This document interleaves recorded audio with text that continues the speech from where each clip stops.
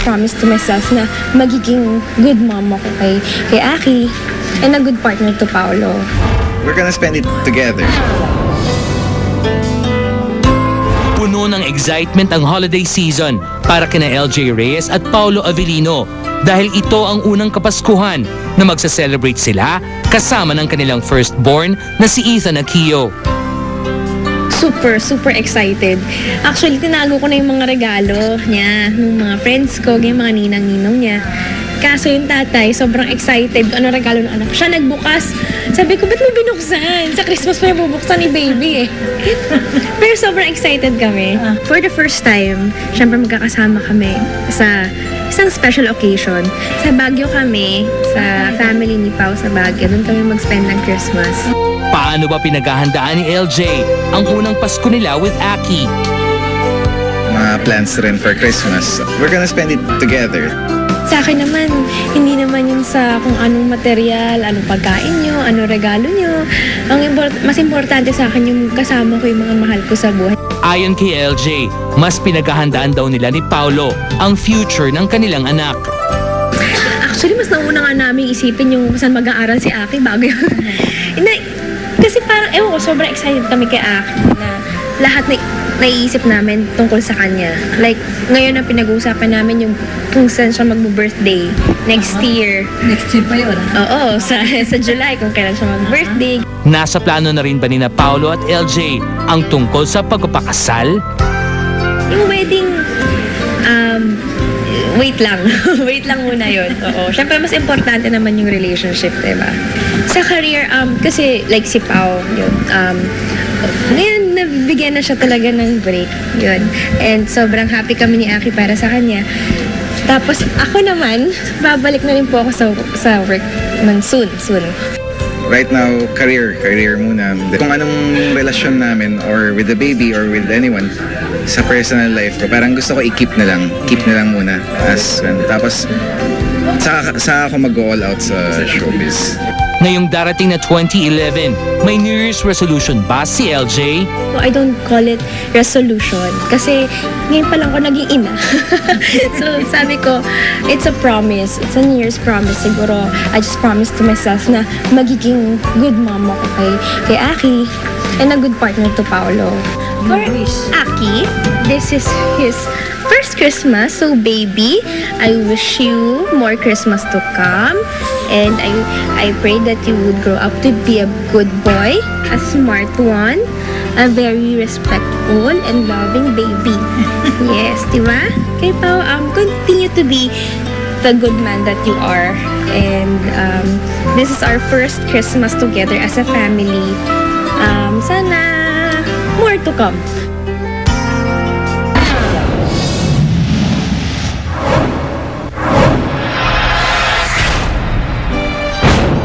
Unang silip sa engranding kasalang Regine Velasquez at Ogie Alcacid. Ihahatid na namin sa inyo. Panoorin nyo. Ito. Ang bawat iisipin ko, dapat i-include ko na siya kasi hindi na ako mag-isa eh. Meron na akong partner. So, yun yung, I have to get used to that. A few weeks before the entertainment industry's much-anticipated event, dubbed as the Wedding of the Year, newly-wedded couple Ogie Alcacid and Regine Velasquez named the key people that will become part of their special day. Hindi naman kanahirapan na, di ba? I mean, ano ba naman yung Lea Salonga lang, at saka si Gary V, at saka si Marty, at saka si JR, at saka si Kyla. At small time. They're all very close to us. Leia, you know, she hangs out with us all the time. Kyla, she hangs Rachel, out with us all the time. Si Kyla, si Rachel, si JR, syempre they're... We're all friends. Gary. Oo. So, ano na yun eh. I think, hindi pwedeng wala sila. Okay, pero yung sa interesado lahat dun sa entourage, sino ba yung best man, ang mga bridesmaid, final na ba ang list? Yes, I hope I can memorize them. But my best man is my brother, Okay. Tony Alcacid. Okay. Her maid of honor is Lila, Lila Isabel. his daughter. Okay. Van Nymeren Alcacid. And then principal sponsors are FLG. That's our boss, Mr. Okay. Gozon. Wilma Galvante, WVG. Vicky Bello.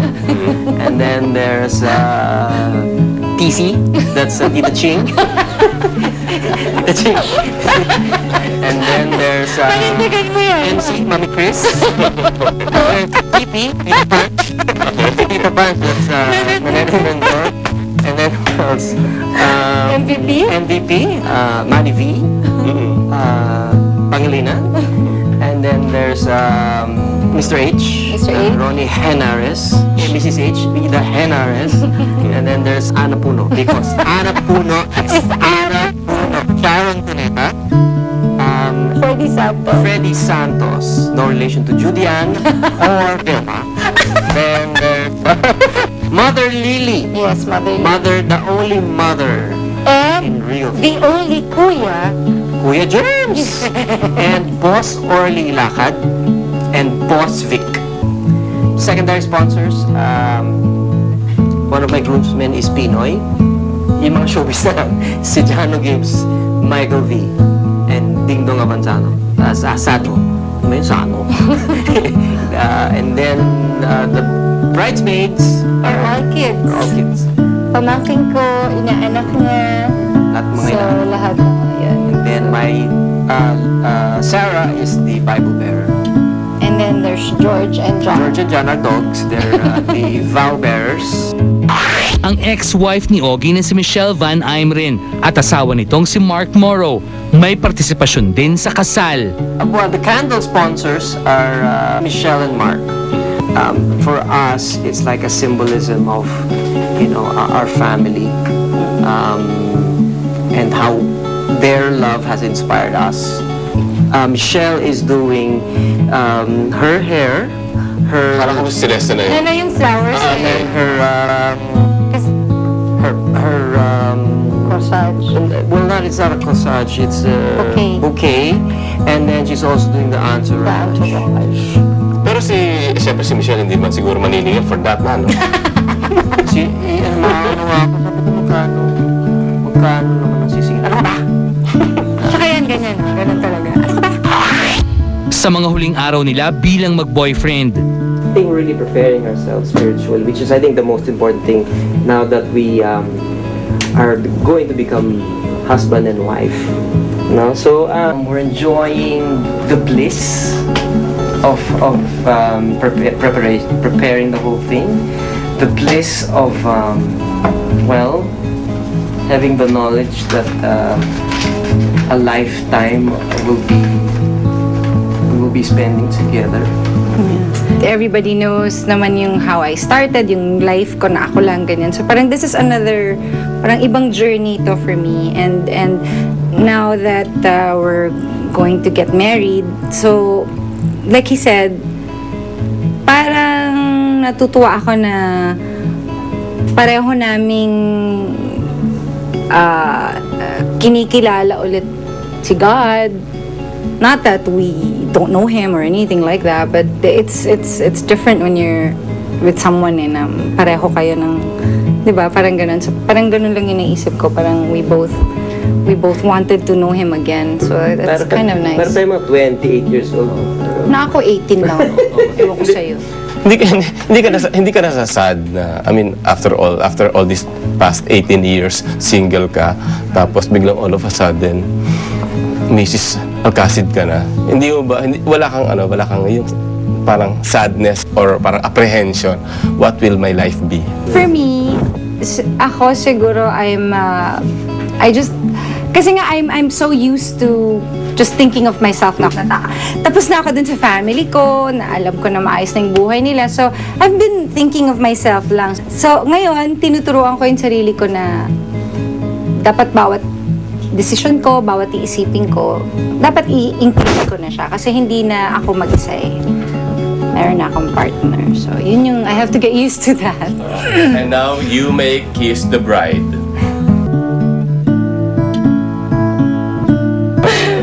Congratulations, you are now man and wife. Thank you very much. Thank you. Congratulations.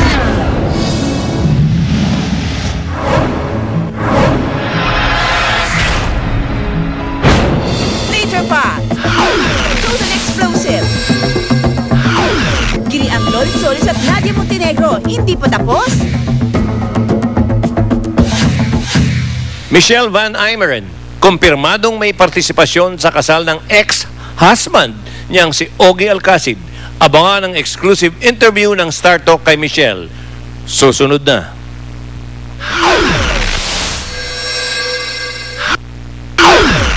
Kumusta na kayo?